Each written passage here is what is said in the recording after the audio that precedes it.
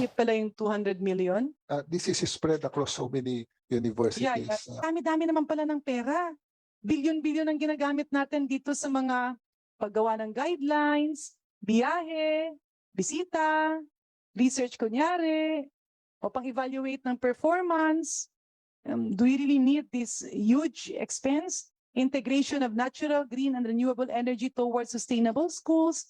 Why don't we partner with the Department of Environment and Natural Resources? They also have the same program, and the DOE also has the same program.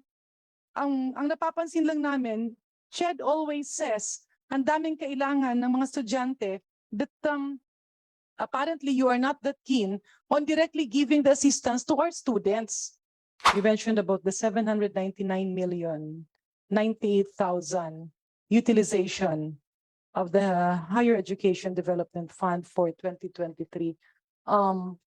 Has this been validated by CHED? This breakdown? Yes, Madam Chair, this is the breakdown of the HEDF. Okay, so ito yung breakdown. No?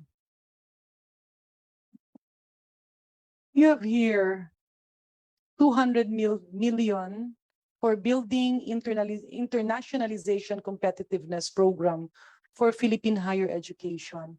Can you expound on this, Commissioner, Chairperson? Yes, Madam Chair.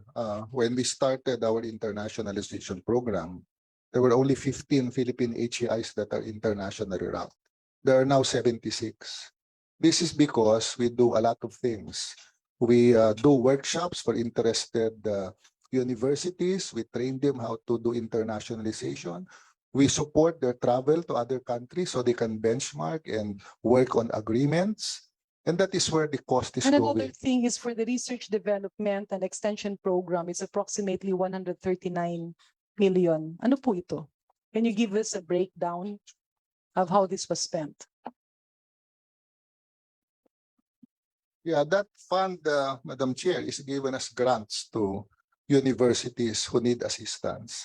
For example, some universities lack library facilities so they can comply with COPC. Facility like libraries or library collection, for example, especially smaller universities. So it's considered as a research development. Yes, research development and extension. So paano po yun, Chairperson, na ibibigay? Like the school They will will apply. ask, They will apply before they get the approval of their board that that project is important. They submit it to the commission and we vet it whether it qualifies under certain discretionary priorities. fund, no, na pinamimigay natin sa SUCs na nangangailangan. Hindi naman, maliit po ang hinihingi ng SUCs ay mas malaki dito. Maliliit lang ang naibibigay namin na grant sa kanila. Maliit pala yung 200 million? This is spread across so many universities, Madam What Chair. I'm asking is, it's like a discretionary fund. It's not discretionary because they apply for it. There are priority areas identified by the But it does commission. not go through the proper request for budget. Kasi di ba usually naman, pagka may ganyan, pwede mo naman talagang idaan sa GAA, sa General Appropriations Act. I was just wondering kasi you kept on saying that you are requesting for the Higher Education Development Fund para ipambayad doon sa mga pinagkakautangan natin. Ang HEDF ba pwede sa scholarship or sa subsidy ng tuition ng mga kabataan? Bago po kami umupo ay ginagamit yun. Yes, pero sir. Chairperson, my question is very direct. Can the Higher Education Development Fund be used to subsidize the cost of education of our students, especially the deserving but financially challenged students? technically, yes. Madam Yeah, Chair. so technically, yes. No, so there's a big difference between wants and needs. Maybe ito yung checklist nyo, pero mas kailangan siguro ng ating mga kabataan ngayon na mabayaran kasi kanina nga ang sinasabi nyo is you don't want to be responsible for the schools who have been asking you for payment. Ang dami-dami naman pala ng pera. Bilyon-bilyon ang ginagamit natin dito sa mga paggawa ng guidelines, biyahe, bisita, research kunyari, o pang-evaluate ng performance. Do we really need this huge expense? Integration of natural, green, and renewable energy towards sustainable schools. Why don't we partner with the Department of Environment and Natural Resources? They also have the same program, and the DOE also has the same program. ang napapansin lang namin, CHED always says, ang daming kailangan ng mga estudyante that apparently you are not that keen on directly giving the assistance to our students. Because we are at the point na ang dami ngayon, ang hirap na gumastos ng pang-tuition because we are in the midst of challenging times. Kaya kung itong 800 million na to, ipinangbigay natin na scholarship sa ating mga estudyante, di naman siguro mas nakatulong pa tayo. And not to mention the fact, again, Madam Chair, earlier, CHED was saying that for 2023, the 7.75 billion for scholarship will be given direct to the higher educational institutions na walang yung mga no SOCs, no looks, tama no? The list that you gave are the schools without SUCs and LUCs. Pero parang nagtataka ako kasi most of these schools are in the center of the cities. Paano nawalan ng SUCs at LUCs? I can give this list to all members of Congress and you can check na paano nawalan ng state university or local university and college. Kasi karamihan nito nasa mga center na city, pina-check na namin So I was really wondering if these are really no SOCs and no looks. And moreover, hindi po ba dito, nung in-apply nila ng 2020 or 2021, it was not approved. It was not considered because sumobra na siya, tama? Hindi po, wala pong pera kaya hindi namin binalidate yung mga sinubmit nilang pangalan. Kaya, Chairperson, what's the difference between getting students who are now currently enrolled na mas sigurado tayong andyan dyan vis-a-vis considering these old applications way back in 2020? Yeah. You can, kung gusto nyo, parehong school pa rin. Let's say sabihin natin, parehong school but currently enrolled. In that way, wala tayong problema kasi I really cannot understand kung meron ba mga estudyante na pinautang ng private institutions at hindi naka-proceed sa next school year. Madam Chair, I am getting confused on the instruction of the committee. The position of Chair initially was that we don't owe anything because there was no budget allocated. But it was Congress who instructed us to look for money to pay them. Now we looked for money. If the position of the committee is we do not owe them, then we will not put the money. But we are acting on the instruction of Congress. Who instructed you to look for money to pay for? Oversight and the Committee on Higher and Technical Education. 2 weeks ago, you came to us here with information that you had obligated undisbursed funds amounting to 16 billion pesos. Ibig sabihin, ganun karami ang unutilized funds ninyo. So at that point in time when you incurred debts, hindi ninyo kinailangan ng additional appropriations from Congress. Kinaya ninyong bayaran yun. Yun ang simple conclusion. After the fact, nalaman natin lahat na hindi nyo talaga kinailangan because ganun kalaki yung unutilized funds ninyo.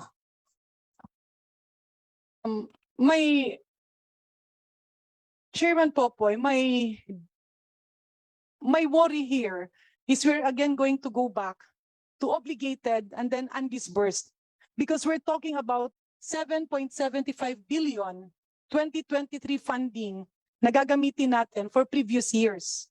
Now, kung kasama dito yung 2022 ganito rin, you have 2022 undisbursed but obligated. Magkano yon? I think that was around 5.4 billion, right? 5.4? Sorry, 5.4? Was what we reported in our slides, Madam Chair. Okay, so kung meron kang 5.4 billion for 2022, obligated but undisbursed, what will happen to that fund by end of 2023? Marirevert yan. So medyo hindi maganda na ang daming pera sana ng gobyerno, ang daming nangangailangang estudyanteng walang pangbayad sa school at hindi nila magamit. Hindi ko kasi maintindihan bakit pinapahirapan natin ang mga Pilipinong maka-avail ng scholarship when the money is there. So now you're going to say, hindi, meron kasing paggagamitan. Now, that money will expire by the end of 2023. We have how many months more? October, November, December, 3 months more. And you are now saying, okay, ulitin natin. Nag-present kayo noong August 23. 2022 GAA 5.4 billion ang hindi na disbursed but obligated for the reasons stipulated. May nag-drop out, incomplete yung dokumento, so. So ngayon, ang sabi nga namin, gamitin na natin yan, ibigay na scholarships dun sa deserving students. We have 3 months to use that. Ngayon, ang sasabihin nyo, wala yon kasi may paggagamitan dahil meron palang mga payables. Moving forward, 2023, merong 7.745 billion gagamitin para ibayad for school year 2021 and 2022. At alam naman natin na hindi yan i-allow ng DBM because an allocation for a certain school year should be used for that school year. So ngayon, pagdating naman nito, next year, mag-expire ulit yung pondo na ito. Baka nga mag-banning pa. So I cannot understand why we do not want to help our students. Because if you use this money now, ang sabi nyo nga, you don't recognize hindi nyo ni-recognize na utang, then you have to stand by your decision. But the 7.745 billion, if you want to use portions of that for the second semester of 2023, so be it. Pero hindi nyo maubos eh.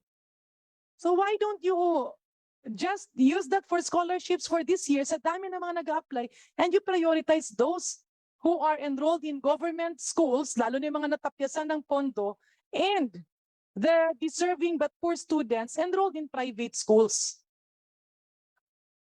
In that way, wala pa tayong problema. I really cannot understand why you wouldn't pursue that direction.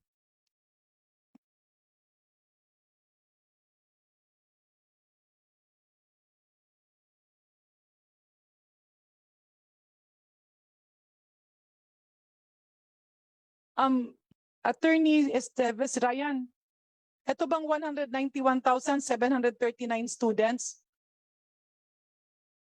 Have they all been identified? In the portal, Madam Chair, may mga pangalan po yan, Madam Chair. This year 2021. 2021 applicants ba po? Na-validate na hindi pa nakabayad yung estudyante sa school. Hindi pa po namin ito nababalidate, Madam Chair. Kasi applicants pa lang po sila. So, ang mangyayari po dito, kasi may mga estudyante po talaga dito na nagbayad na. No? So, siguro ang gagawin po namin dito, Madam Chair, we will check on the schools kung nakabayad na yung estudyante para yung pera po na dapat para sa estudyante ay mapupunta sa kanila, hindi po sa schools. Why don't you just release it direct to the students?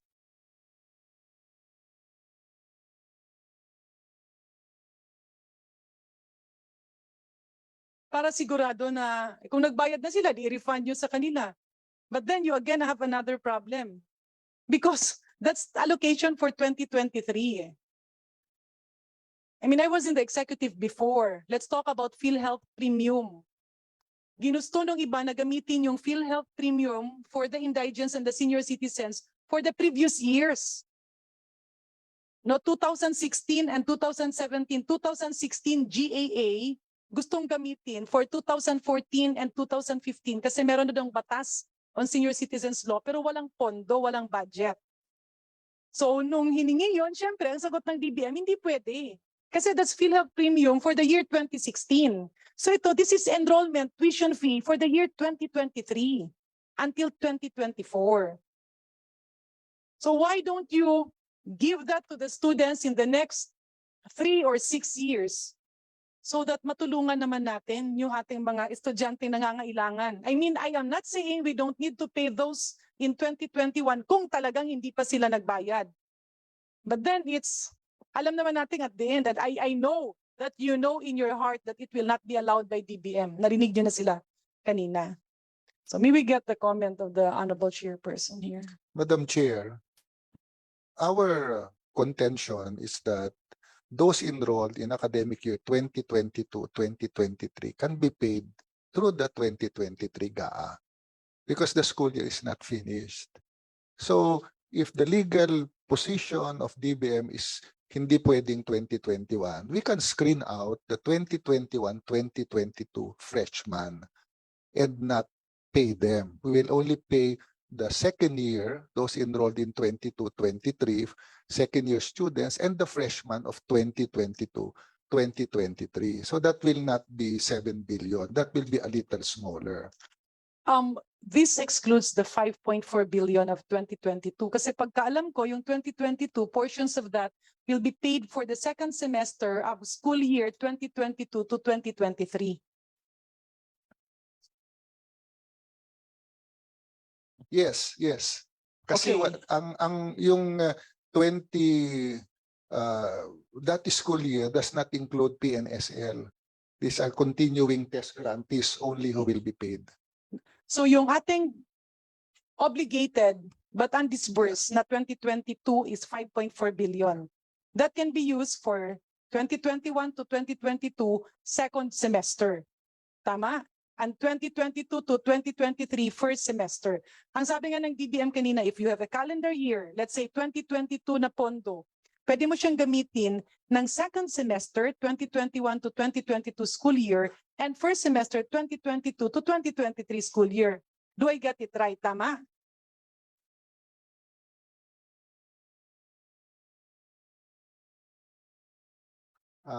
Okay. So you are proposing that the UACTE money for 2022 be used to cover the academic year 21-22. Yeah, that was what I was saying when that you were chargeable to proposing. that. So, andun na yung 5.4 billion. Except yung 2022 po ay may gamit na lahat, But you also have the naka-obligate na. 2021 na disbursed. I mean, obligated but not disbursed. Ibang pa. Special provision. Ano nakalagay? Yeah. Madam Chair, Yeah. So, balikan ko na lang ha. Dito na lang tayo sa 2023. You have 7.75 billion. Tinawagan ko na sila. Okay, sa 7.75 billion, kung hindi nyo maubos yan, you don't want to use it for scholars this year. It's a lump sum, di ba? we can use it, Madam Chair. Basta mahanapan ng pambayad noong 21-22. So one Hindi nga. cohort will not be Yung 2021 and 2022 nga, Chairman Popoy, hindi nga siya covered ng 2023 appropriation. No, that's very clear eh. Yes, that's why we have to look for money for the 21-22 students. For the 2021, di ba, you mentioned before na yung iba yung unobligated na ipapa-revert, na pina-revert nyo, i-request nyo. In addition to that, you also mentioned that you're going to request from the Higher Education Development Fund. Yes, we have requested the HEDF already, but Okay. there's a legal issue because we requested in 2023. DBM might say you cannot use 2023 money for 2021. So it's the same. It's the same. It's the same. So If- kaya nga, Madam kung, Chair, if DBM will allow na yung unobligated ng 2021 or 2022 ilagay na pambayad, we have no objection to that. well, it's something, yeah, nasa inyo nga yun eh. So yun ang pwedeng, ako pumupunta lang ako dito sa 2023. But Madam No. Chair, can we ask DBM now if they will allow it? Para susulat na kami kung pwede. For 2022, as I had earlier explained, it is very clear in the special provision that, di ba? I read it earlier. Oh yeah, DBM is nodding her head. Again, I've said this many times. Klaro na po, ang lahat ng unutilized natin sa 2022 ay gagamitin natin para sa deficiencies sa free higher ed. Okay? Maliwanag po yon 2022. Wala po tayong ganyan na special provision sa 2023, pero maliwanag po 2022, okay? Lahat po ha, maliwanag na po. Wag na po natin tanungin yan ulit. Thank you. But Kong Stella, the special provision is not contained in the 2023 budget, right? Yes. Okay. So ngayon, sa 2023 na budget, kesa naman na anayin yung pondo, Chairman Popoy, is the Commission on Higher Education comfortable with handling scholarships? Or baka naman you're looking at the scholarship program as something that's like a burden to the CHED, kaya wala yung adrenaline to really implement it? The law provides that we will implement it. So we implement it as the law requires, Madam Chair. Okay, so I was just wondering why we insist on things na sayang kasi. We just look at the 5-year fund. Tsaka ang daming na-obligate, ang daming hindi na-obligate, sayang rin yun eh. Even if it's 10%, that's still a huge chunk of money. So last question, Chairman Popoy. Dahil sinabi ng DBM na hindi pwede gamitin ang 2023 for 2021 and 2022, what are your plans for the approximately 4 billion? I do not know if it's 4 billion, Madam Chair, but I computed it. yeah. That's considering na kompleto yung 191. Pero there's just at 67%. So what I gave was actually a minimum amount.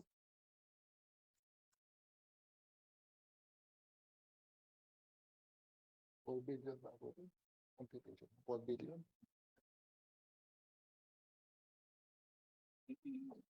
So my question is, what are your plans for the 2023 scholarship fund? Kasi ngayon maraming bagyo, maraming baha. Post-pandemic tayo, maraming gustong mag-aral. We need to be more competitive. Pero wala namang pambayad. Mahal ang gasolina, mahal din ang pagkain. Hihintayin ba natin na kung kailan malapit na mag-expire yung pondo, doon na naman ulit gagalaw? And then we end up just giving it to schools kasi yung mga bata wala na dyan. Is it not that there will be a bigger impact if we give it to the currently enrolled students? In that way, we pump the economy now. Yeah, Madam Chair, I am open to giving it. We can take it up in the Unifast board on how the money will be allocated.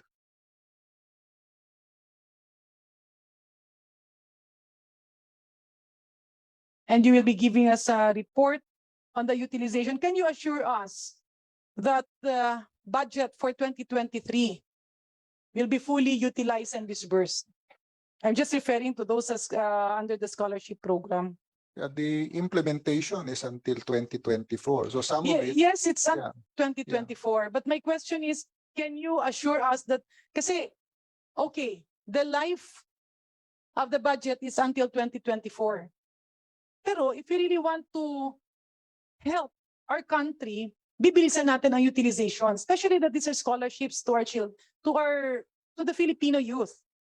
So what will be the difference if you have it utilized now? Kasi by 2024, you have another budget and you have another HEDF will be approximately maybe 2 or 3 billion again. E di pwede ulit na i-request yun at gamitin na natin puro scholarship. Huwag na ditong mga consultancy at mga biyahe kasi sayang eh. So why don't we use it for 2023? I will bring it up with the Unifast board, Madam Chair. When is the Unifast board convening? September 22 now.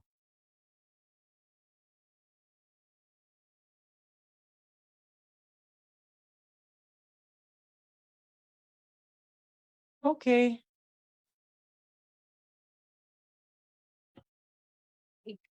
Thank you. So it's been a long afternoon. Madam Chair, Yes. meron bang ibang ahensya yung gobyerno na mas mabilis mag-implement ng scholarship program? Meron.